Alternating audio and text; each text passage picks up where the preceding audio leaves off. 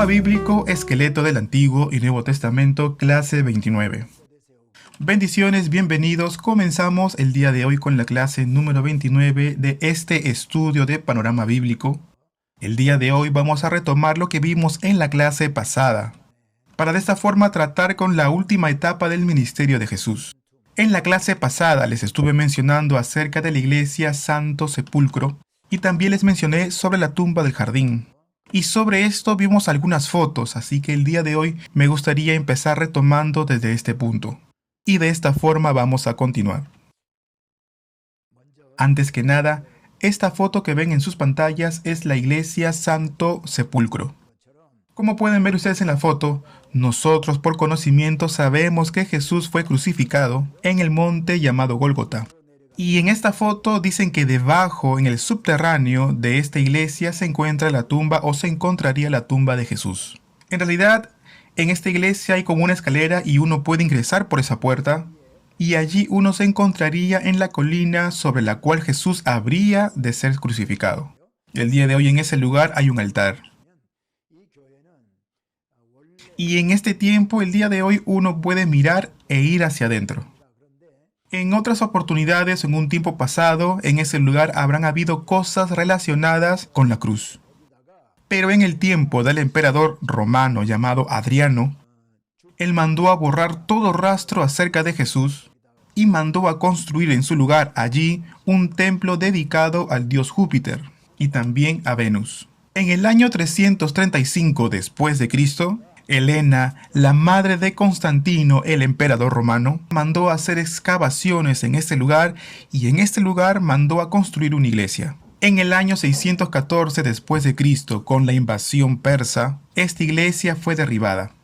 En el año 1149, las cruzadas entraron y volvieron a levantar esta edificación. Y es justamente lo que podemos ver el día de hoy a través de esta foto. En el año 1291, esta iglesia fue invadida por los musulmanes y en realidad no fue reconstruida por completo. Como ustedes pueden ver en la foto, habían dos entradas, pero una de ellas fue clausurada y la otra entrada permanece hasta el día de hoy. Esta iglesia es administrada por 6 grupos religiosos: los católicos, Grecia, ruso, los coptos, Etiopía, los de Armenia y también los de Siria. Son 6 grupos religiosos que estarían administrando esta iglesia. Lo interesante de todo esto es que han dividido este edificio en 6 partes, para que puedan administrarlo de una forma correcta. Por ejemplo, esta parte de abajo le corresponde a un grupo, y arriba, por ejemplo, le pertenece o le corresponde a los armenios. En 1582 se hizo una reparación y pusieron una escalera. Pero hubo un problema, hubo como un pleito entre estos grupos religiosos que administraban este templo. No pudieron llegar a un acuerdo y no se resolvieron las diferencias, por lo tanto no pudieron terminar el trabajo. Y el día de hoy permanece una escalera en ese lugar. Y esa escalera es justamente por este motivo, por la discordia que hubo entre los grupos religiosos que administraban este templo. Porque simplemente no pudieron llegar a un buen término o a un buen arreglo. En la parte superior también hay otro ingreso y al entrar se puede ver una cruz. Y allí en ese lugar sería la colina de Golgota donde Jesús habría sido crucificado. El día de hoy puede entrar uno y ver la imagen de Jesús colgado en una cruz. Y la parte del piso que se encuentra al fondo de la imagen es como vidrio. Cubre toda la parte del piso al fondo de la imagen. ¿Ven? ¿Se dan cuenta? La parte que parece piso que está detrás del altar, todo eso es vidrio. Este vidrio protege a las rocas que originalmente pertenecen al monte Gólgota. Es decir, que este edificio se encuentra construido encima de lo que vendrían a ser las ruinas que quedaron del monte Gólgota. Y si se dan cuenta, todo el piso de la habitación está hecha de mosaicos, pero uno puede ver a través del vidrio lo que sería el monte Gólgota. Ven, en esta foto se ve mucho más claro. Ahí se ve el vidrio y lo que vendría a ser las rocas del monte Gólgota. Si pueden ver este mosaico, se dan cuenta que ahí está Jesús, están las cruces.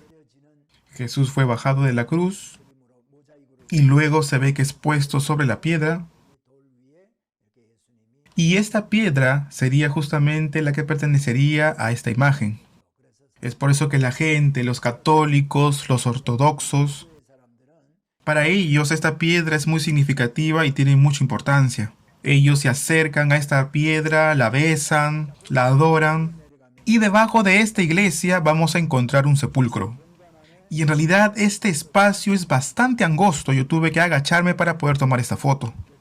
Pero podemos encontrar tumbas abiertas, como la imagen que ha pasado, pero también hay tumbas que están cerradas. En el tiempo de la antigüedad, de esta forma es que se realizaban los sepulcros. Como yo les dije en clases anteriores, en realidad esta foto no es la sepultura de Jesús. Jesús habría sido llevado a otro lugar.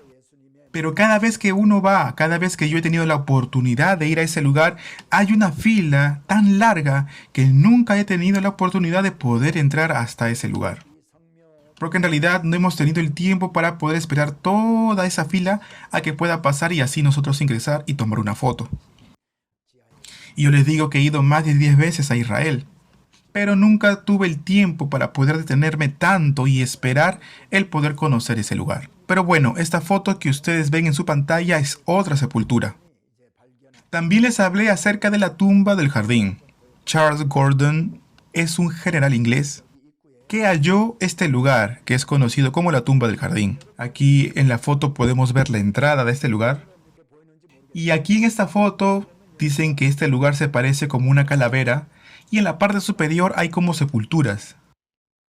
¿Se dan cuenta? Tiene un aspecto como calavera. Podemos ver las dos entradas de las cuevas. Podrían ser como los ojos. Por ahí vemos como una especie de rocas que podrían ser la nariz. En realidad a este lugar se le conoce por tener este aspecto muy parecido a una calavera. Charles Gordon estuvo viendo, investigando y halló este lugar llamado la sepultura del jardín. Y el día de hoy las sociedades bíblicas administran este lugar y lo mantienen muy bien porque parece todo un huerto este lugar. La Biblia nos habla, por otro lado, del sepulcro de José de Arimatea. Bueno, y hay una sepultura así como ven en la foto que la administra las sociedades bíblicas que se encuentran en Inglaterra. Y ellos dicen que esta sería la sepultura vacía de Jesús. Cuando María y otras mujeres fueron a ver la sepultura de Jesús, la Biblia nos cuenta que la piedra había sido removida o quitada. Y cuando ellas ingresaron no encontraron allí en ese lugar el cuerpo de Jesús. Ellas se encontraban llorando y dice las escrituras que se le apareció un ángel. Y el ángel les dice, ¿por qué lloran? Jesús no está allí porque Él ha resucitado. María regresa corriendo y le cuenta esto a los discípulos. ¿Qué cosa? Que Jesús había resucitado. Pero también la Biblia nos dice que los discípulos, oyendo las palabras de María, no le creyeron. Estas fotos ya la vieron en la clase pasada. Entonces, Jesús en la última semana de su ministerio murió en la cruz. Y al morir Jesús pronunció estas palabras, tetelestai, es decir, consumado es. En el libro de Génesis capítulo 2 verso 1, después de que Dios terminara de crear los cielos y la tierra en 6 días, Génesis 2.1 dice, fueron pues acabados los cielos y la tierra y todo el ejército de ellos. Dice, acabados los cielos y la tierra. Dios completó así la obra de la creación. De esta misma forma, Jesús pronunció estas palabras en la cruz antes de morir. Consumado es, tetelestai. Entonces, ¿qué significa consumado es? Podríamos destacar muchas cosas, pero a mí en este punto me gustaría destacar solamente dos. En primer lugar, tetelestai significa que el Señor Jesús nos mostró, nos reveló el amor de Dios. Romanos 5.8 dice, mas Dios muestra su amor para con nosotros, en que siendo aún pecadores, Cristo murió por nosotros. Jesús vino a este mundo, murió en la cruz de Calvario, y por medio de su muerte, ¿qué ha sido lo que más Él nos ha mostrado? Y en realidad es cuánto Él nos ama a nosotros. Otra cosa que Jesús nos mostró es que durante este tiempo de 3 años y medio que duró su ministerio público, Jesús reveló su identidad. En otras palabras, Él nos reveló quién era Jesucristo. Y de esta forma, a través de Él, nos reveló el reino de Dios. La palabra también nos dice y nos cuenta que Él sanó a muchos enfermos. ¿Para qué? Para de esta forma dar a conocer el reino de Dios. También dice que resucitó a los muertos, sanó a los leprosos, dio vista a los ciegos, levantó a los cojos. Y la Biblia nos dice que Jesús realizó muchos milagros y prodigios. Muy bien, entonces la segunda cosa que Jesús hizo es mostrarnos y enseñarnos que existe el reino de Dios. Y levantó a discípulos para que predicara justamente acerca de esto, del reino de Dios. Y por medio del mensaje que predicaban aquellos discípulos, aquellos que creen en ese evangelio recibirían la salvación. Pero aquellos que no creen en el evangelio serían condenados. Jesucristo es la revelación especial que viene de parte de Dios. Cuando nosotros hablamos de la revelación, hablamos de una revelación general y también podemos hablar de una revelación especial. La revelación general es aquella revelación que nosotros podemos ver con nuestros ojos. Por ejemplo, los árboles, la tierra, el sol, el mar. En realidad, toda la naturaleza, la creación de Dios, es considerada como la revelación general. Al ver esta revelación general, el hombre conoce y puede sentir que existe Dios y que Él es el creador. Pero cuando Adán pecó, nuestros ojos fueron enceguecidos. Y viendo aún así la creación, nosotros no entendemos que hay un creador. Es por eso que Dios se manifestó ante nosotros, ante la humanidad, y se reveló de una forma especial. Siendo Dios mismo, vino a este mundo para darse a conocer.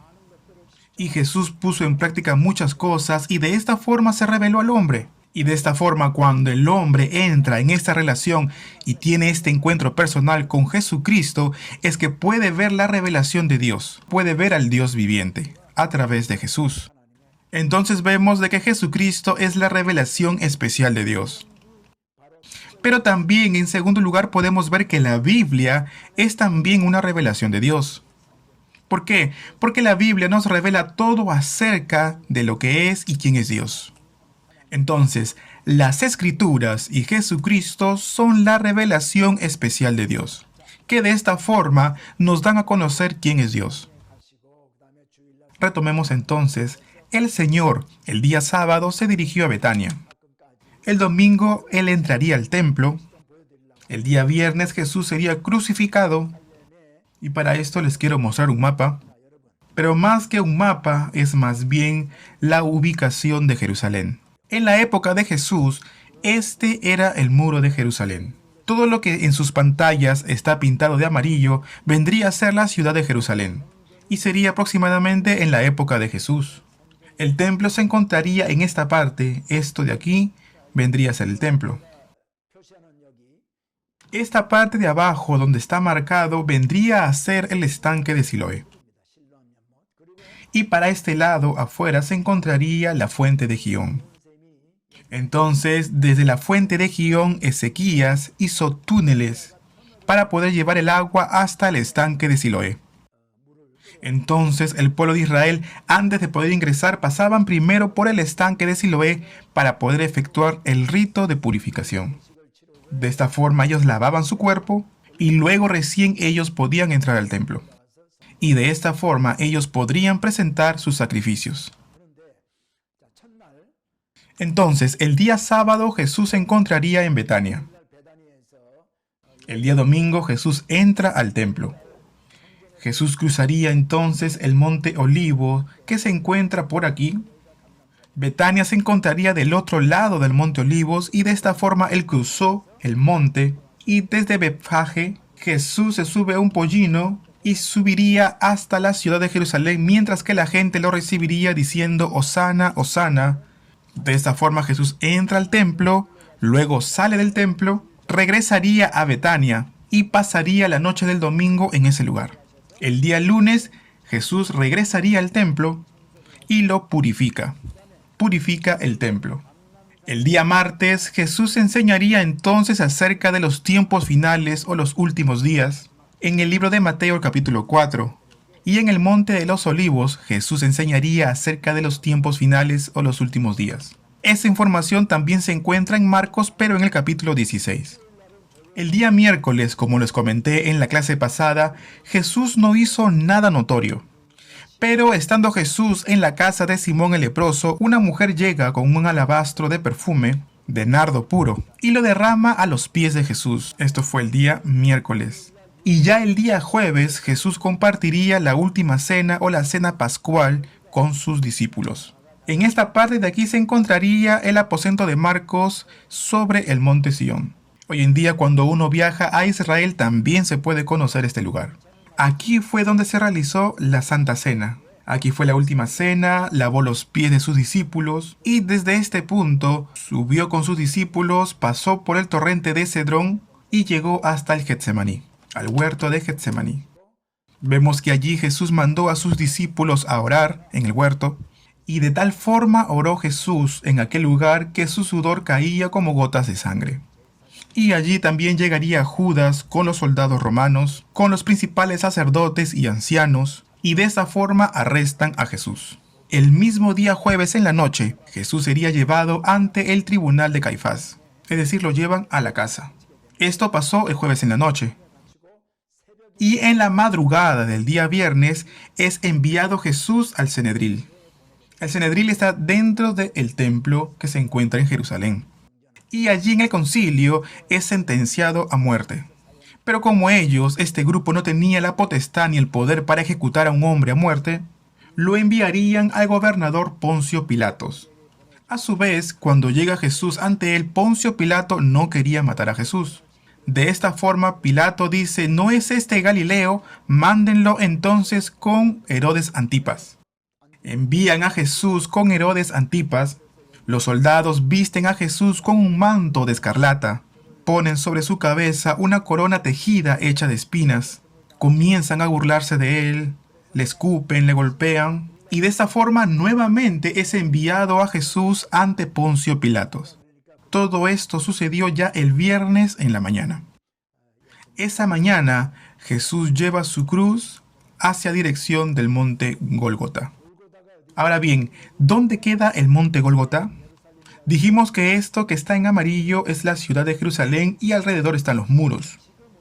Y aquí en este punto se encontraría Gólgota, y Gólgota se encuentra fuera de la ciudad. Ustedes pudieron ver en las clases anteriores que sobre el monte Gólgota construyeron una iglesia llamada Santo Sepulcro.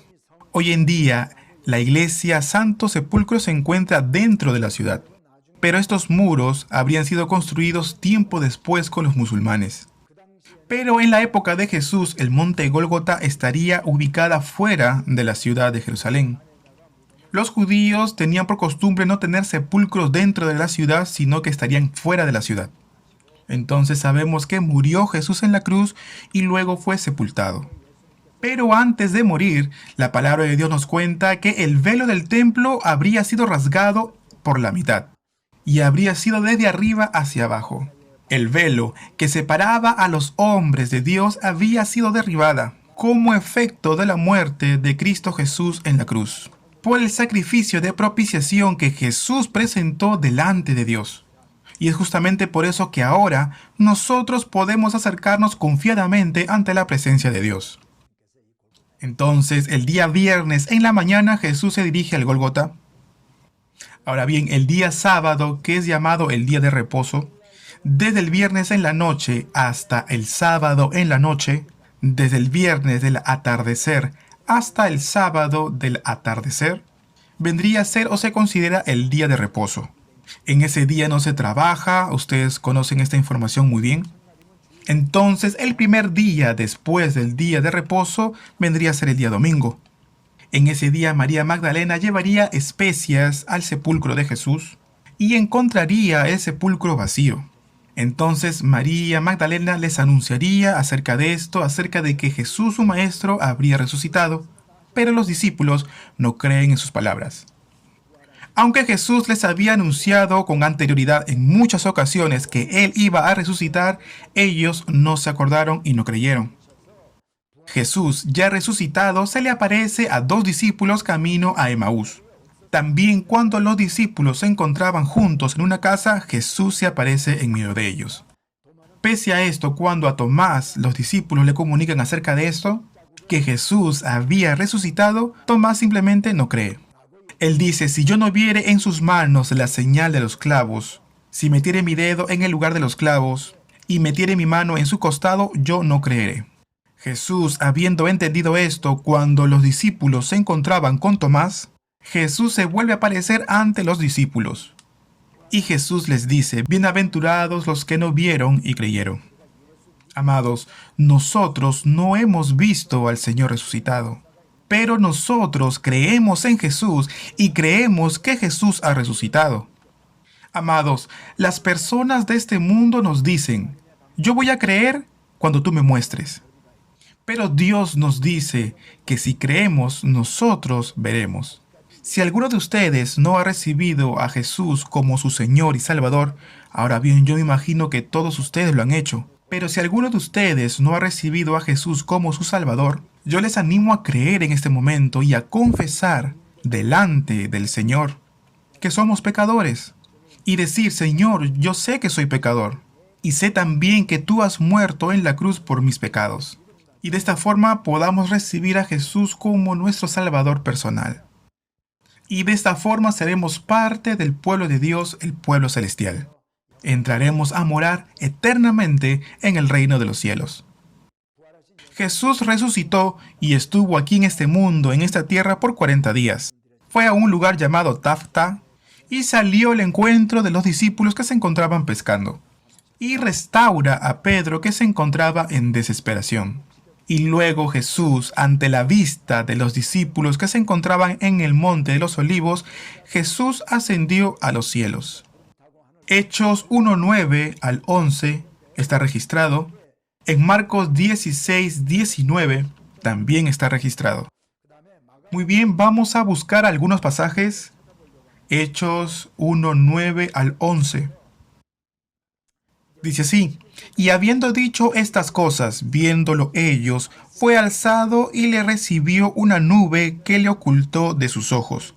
Y estando ellos con los ojos puestos en el cielo, entre tanto que él se iba, he aquí se pusieron junto a ellos dos varones con vestiduras blancas, y los cuales también le dijeron, varones Galileos, ¿por qué estáis mirando al cielo? Este mismo Jesús, que ha sido tomado de vosotros al cielo, así vendrá como le habéis visto ir al cielo. Amén. Amados, Jesús ascendió a los cielos y ahora se encuentra sentado a la diestra del Dios Padre. Y así como Él subió, de esta misma forma Él también descenderá. Aquí, en el capítulo 1, del verso 9 al 11 del libro de Hechos, comienza diciendo, y habiendo dicho estas cosas. Ahora bien, ¿cuáles serían esas cosas? Esto se encuentra en el capítulo 1, el verso 8 del mismo libro de Hechos, un libro que fue escrito por Lucas. Y dijo lo siguiente, pero recibiréis poder cuando haya venido sobre vosotros el Espíritu Santo, y me seréis testigos en Jerusalén, en toda Judea, en Samaria y hasta lo último de la tierra. Y ahora sí, continuamos. Y habiendo dicho estas cosas, Jesús ascendió a los cielos. Inmediatamente antes de que Jesús ascendiera, Jesús les dice a sus discípulos, pero recibiréis poder cuando haya venido sobre vosotros el Espíritu Santo. De esta forma lo dice, y dice, me seréis testigos en Jerusalén, en toda Judea, en Samaria y hasta lo último de la tierra. Ahora bien, veamos Marcos capítulo 16, verso 19. Y el Señor, después que les habló, fue recibido arriba en los cielos y se sentó a la diestra de Dios. Y ellos, saliendo, predicaron en todas partes, ayudándoles el Señor y confirmando la palabra con las señales que le seguían. Amén. Marcos nos está diciendo que el Señor fue recibido arriba y que se sentó a la diestra de Dios. Y que después de esto los discípulos predicaron el Evangelio en todas partes. Y también nos dice que el Señor les ayudaba y que iba confirmando la palabra. Cuando nosotros predicamos la palabra del Señor, el Señor está con nosotros. Y estará con nosotros hasta el fin del mundo. Esta ha sido la promesa. Dice la palabra de Dios que ellos predicaron en todas partes, ayudándoles el Señor y confirmando la palabra con las señales que le seguían. Es decir, que Jesús obraba juntamente con los discípulos. Ellos que predicaban el Evangelio y cuando oraban eran sanos los enfermos. los cojos se levantaban, los endemoniados eran libres. Y de esta forma el Señor ayudaba a que sea confirmada la palabra con las señales que le seguían. Y de esta forma se daba testimonio que era verdadero aquello que los discípulos estaban anunciando. Y lo que dice aquí también lo confirma Marcos diciendo, y el Señor después que les habló. Y justamente antes de los versos 15 al 18 Jesús les dice algo. Y dice así del verso 15 al 18, y les dijo, id por todo el mundo y predicad el evangelio a toda criatura. El que creyere y fuere bautizado será salvo, mas el que no creyere será condenado. Y estas señales seguirán a todos los que creen. En mi nombre echarán fuera demonios, hablarán nuevas lenguas, tomarán en las manos serpientes, y si bebieren cosa mortífera no les hará daño. Sobre los enfermos pondrán sus manos y sanarán. Y el Señor, después que les habló estas palabras, ascendió a los cielos. Y vemos que conforme a este mandato, los discípulos predicaron el Evangelio. Y de esta forma fue confirmada la evangelización con las señales en aquellos que creen en el Señor. ¿Para qué? Para dar testimonio acerca de lo que los discípulos predicaban como Evangelio era verdadero. Amados seminaristas, el evangelio predicado por los primeros discípulos y después recibido por los primeros padres de la iglesia primitiva, los hermanos de la iglesia primitiva, los misioneros que fueron enviados a todas las naciones. Corea fue una de esas naciones que recibió a todos los misioneros, como el misionero Underwood, que al oír el evangelio nuestros padres se convirtieron. Nosotros el día de hoy somos los frutos de ese evangelismo, de esa evangelización, y de esta forma nosotros hemos sido salvos. Aquí dice, el que creyere y fuere bautizado será salvo, mas el que no creyere será condenado. Todos nosotros somos el pueblo de Dios redimido. Y si nosotros conocemos a personas que no conocen al Señor, amigos, parientes, que por no creer serán condenados, es nuestro deber que nosotros les anunciemos el Evangelio. ¿Para qué? Para que ellos crean en Jesús y de esta forma ellos también reciban la salvación. Ese es el llamado que el Señor nos ha entregado a nosotros, el llamado de la iglesia. Por tanto, id y haced discípulos a todas las naciones, bautizándolos en el nombre del Padre, del Hijo y del Espíritu Santo, enseñándoles que guarden todas las cosas que yo les he mandado. De esta forma el Señor nos ha dicho, id y hacer discípulos. Para esto necesitamos ir y predicar el Evangelio, bautizándoles. Ahora bien, sobre el bautismo quisiera hablarles un poco. No quiere decir que por ser bautizados vamos a recibir la salvación. El bautismo es como cuando una pareja decide ser un matrimonio y celebra las bodas. El bautismo es para aquellos que ya creen en Jesús. Y al ser bautizados por medio de esta ceremonia, la comunidad de fe lo reconoce como un miembro de la iglesia, como un miembro del pueblo redimido por Dios. Y es una proclamación que da a conocer que ahora es hijo de Dios. Pero no porque nosotros nos bauticemos seremos salvos. Dice la palabra de Dios que si confesares con tu boca que Jesús es el Señor y creyeres en tu corazón que le levantó de los muertos, serás salvo. Si yo creo que Jesús murió por mí, es una fe que nace del corazón. Y de esta forma yo confieso con mi boca que creo en el Señor Jesús y lo recibo como el Señor y Salvador de mi vida, ahí seremos salvos. Y con esto basta, y no hay necesidad de nada más. Y el pueblo redimido de Dios por medio del bautismo proclama su fe delante de todos los miembros de la comunidad de fe. Además que vendría a ser como una aceptación a la comunidad de la fe. El bautismo de la que se habla ahora es el bautismo por inmersión. En Fenicia, cuando tenían una prenda, los sumergían en forma total y los sacaban, y a esta acción le llamaban bautizo. De esta misma manera, así es el bautismo. Por definición, uno se sumerge en el agua, así como el Señor murió en la cruz, y luego nos levantamos del agua, así como Jesús fue levantado de entre los muertos, para confesar que hemos muerto con el Señor y que nos levantaremos así como el Señor también fue resucitado. Esta es la fe que nosotros confesamos en el bautismo. Amados, necesitamos tener un conocimiento correcto acerca del bautismo. Bien, entonces en poco tiempo hemos podido ver los 4 libros del Evangelio, es decir, las partes más importantes.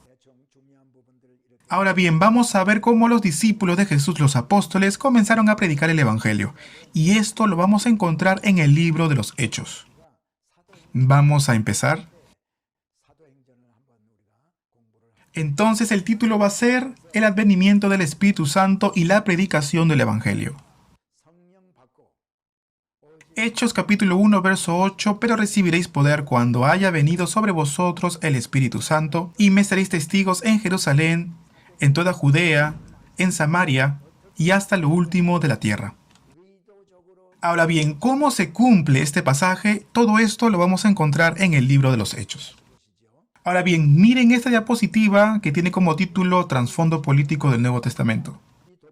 Esta diapositiva se basa en el libro de los Hechos y también en el libro de Lucas. Jesús vino a este mundo, murió en la cruz, los discípulos comenzaron a predicar el Evangelio. ¿Y cuál sería el trasfondo político en aquel entonces? Cuando Jesús nació, el rey Herodes todavía estaba con vida. Jesús murió en la cruz del Calvario y Herodes Antipas era gobernador sobre Galilea y Berea. Félix era el gobernador de Traconite e Iturea, y Pilato era gobernador sobre Judea. Y el emperador que se encontraba en Roma era Tiberio. Tengamos esta información en cuenta. Lucas y Hechos pueden ser considerados como un solo libro. Lucas trata sobre desde el nacimiento de Jesús hasta la crucifixión, resurrección y la ascensión de Jesús. Y el libro de Hechos desde la resurrección y ascensión de Jesús, luego cómo predicaron el Evangelio los apóstoles, y cómo llegaron hasta los confines de la tierra conocido en Roma por el apóstol Pablo. Es por esa razón que podemos verlo como un solo libro, Lucas y Hechos. Ambos libros escritos por Lucas. Lucas capítulo 1 del verso 1 al 4 dice: puesto que ya muchos han tratado de poner en orden la historia de las cosas que entre nosotros han sido ciertísimas, tal como nos lo enseñaron los que desde el principio lo vieron con sus ojos y fueron ministros de la palabra, me ha parecido también a mí, después de haber investigado con diligencia todas las cosas desde su origen, escribírtelas por orden. ¿Quién está hablando aquí? ¿Quién dice esto? Lucas. Oh excelentísimo Teófilo. Dice la palabra de Dios, después de haber investigado con diligencia todas las cosas desde su origen. Dice el verso 4, para que conozcas bien la verdad de las cosas en las cuales has sido instruido. De esta forma comienza Lucas su libro del Evangelio. Ahora bien, Teófilo, ¿quién era? Posiblemente haya sido un alto funcionario público. Probablemente él se encontraría estudiando la palabra, el Evangelio. Entonces Lucas le dice en el verso número 3, me ha parecido también a mí, después de haber investigado con diligencia todas las cosas desde su origen. Esto quiere decir que después de haber investigado, después de haber hablado con los testigos oculares, aquellos que estuvieron con Jesús, es que de esta forma Lucas expresa, a mí me pareció bien haber escrito esto desde un principio o desde el principio. ¿Para qué? Para que conozca bien la verdad. Y le dice, para que conozcas bien la verdad de las cosas en las cuales tú has sido instruido. Es decir, que para que todo lo que tú has aprendido y has estudiado sea corroborado. Y en el libro de los Hechos dice lo siguiente, el libro de los Hechos capítulo 1 del 1 al 2. Dice, en el primer tratado, oh Teófilo, hablé acerca de todas las cosas que Jesús comenzó a hacer y enseñar. Ahora bien, ¿cuál es este tratado? ¿Cuál es el primer tratado? Se está refiriendo al libro de Lucas, ¿verdad? Es decir, ahí hablé acerca de todas las cosas que Jesús comenzó a hacer y enseñar. Continuamos verso 2, hasta el día en que fue recibido arriba, después de haber dado mandamientos por el Espíritu Santo a los apóstoles que había escogido. Lucas y Hechos fue escrito por Lucas y no hay duda de eso. Por lo que hemos visto que dice en Hechos capítulo 1 del 1 al 2. De esta forma podemos tomarlo como un solo libro dividido en dos tomos. ¿Por qué Lucas habría escrito el libro de los Hechos? ¿Cuál sería su propósito? ¿Cuál sería el propósito del libro de los Hechos? Jesús le había dicho a sus discípulos, cuando reciban al Espíritu Santo, ustedes van a recibir poder. Y van a ser testigos en Jerusalén, en Judea, en Samaria y hasta los confines de la tierra. El libro de los Hechos entonces se propone enseñar cómo se cumple esto, lo que dice en el libro de Hechos capítulo 1 verso 8. Entonces tengamos esto en cuenta como contexto del libro de los Hechos. Cuando estudiemos el libro de los Hechos también vamos a estudiar las epístolas del apóstol Pablo. Y al final encontraremos el libro de Apocalipsis, pero nosotros ya hemos hablado bastante acerca de este libro. ¿Se acuerdan que cuando estudiamos el libro de Daniel, juntos tomamos estos dos libros y estudiamos acerca de la escatología universal? Pero al final volveremos a repasar un poco acerca de la teoría del tribulacionismo. Y de esta forma terminaremos con todo el panorama bíblico. No sé cuántas clases más nos queden por delante, pero vamos a esforzarnos hasta el final. Entonces, Jesús, después de resucitar y ascender a los cielos, debemos considerar esto. Los 3 viajes misioneros de Pablo cuando fue llevado a Roma, luego es liberado por un poco de tiempo y nuevamente es encarcelado para sufrir martirio. Y luego veremos más adelante nuevamente el contexto político. Estas 3 barras que están de amarillo serían los 3 viajes misioneros de Pablo. En el primer viaje de Pablo, entonces Traconite e Iturea era gobernado por Agripa. Agripa era el gobernador. Y el emperador que se encontraba en Roma era Claudio. Y esto fue durante el primer viaje. En el segundo viaje misionero seguiría siendo el emperador romano Claudio. Y en el tercer viaje misionero, el gobernador sobre Judea era Félix. Es durante su gobierno de Félix que el apóstol Pablo haría su tercer viaje misionero y en Jerusalén sería arrestado. Luego sería llevado a Cesarea, en donde permanecería 2 años preso. Dejaría de ser Félix gobernador sobre Judea para que aparezca Festo. Entonces, delante de Festo es que Pablo apelaría a ser juzgado por el emperador. Y de esa forma es llevado a Roma. Después Pablo permanecería preso otros 2 años en Roma. El último capítulo del libro de Hechos es el capítulo 28. Y Hechos capítulo 28 dice, y Pablo permaneció 2 años enteros en una casa alquilada y recibía a todos los que a él venían, predicando el reino de Dios y enseñando acerca del Señor Jesucristo. Y de esta forma así termina el libro de Hechos, el capítulo 28. Lucas no registra más acerca del apóstol Pablo. Después del capítulo 28 del libro de Hechos, no hay más historia de parte de Lucas acerca de Pablo. Pero es a través de las epístolas y de otros escritos de los padres de la iglesia que nos dice que Pablo fue liberado de la cárcel. Es por eso que nosotros hablamos del primer arresto en prisión y del segundo arresto. Y esta parte de aquí sería el tiempo que él permaneció en libertad, aquello que está libre. Y vendrían a ser aproximadamente unos 4 años que él estuvo libre para predicar el evangelio, recorriendo diferentes lugares.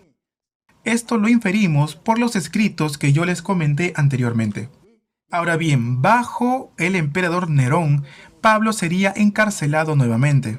Pero en esta oportunidad Pablo no se encontraría en una casa alquilada, sino que estaría en catacumbas, o en una prisión subterránea hasta que sufrió martirio, y habría sido ejecutado a muerte. Entonces Hechos 1:8 nos dice, pero recibiréis poder cuando haya venido sobre vosotros el Espíritu Santo.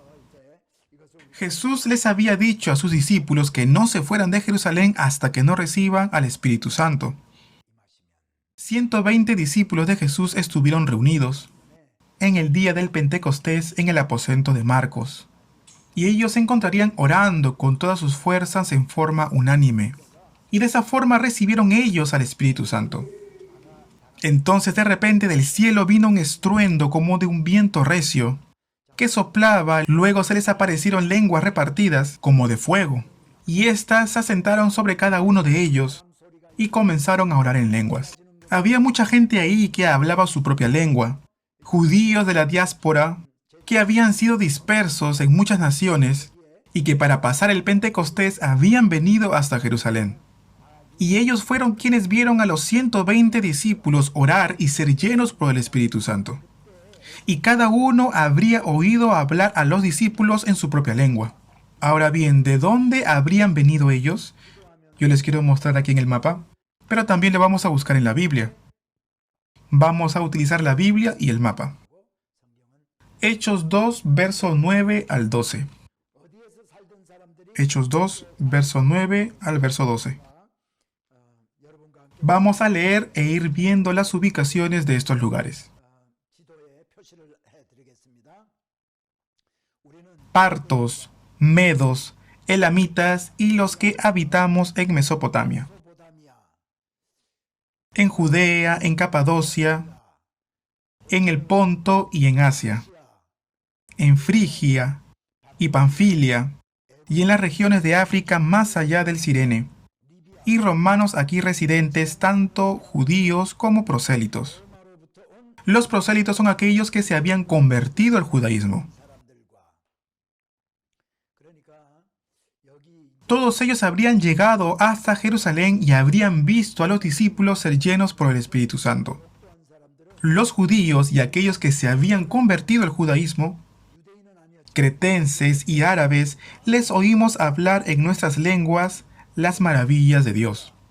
Y estaban todos atónitos y perplejos, diciéndose unos a otros: ¿qué quiere decir esto? Mas otros burlándose decían: están llenos de mosto.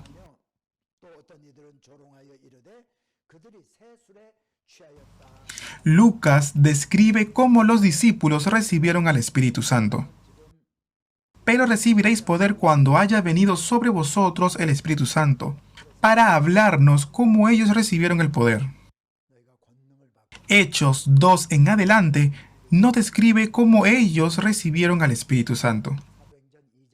Ahora bien, veamos qué hicieron después de haber recibido al Espíritu Santo.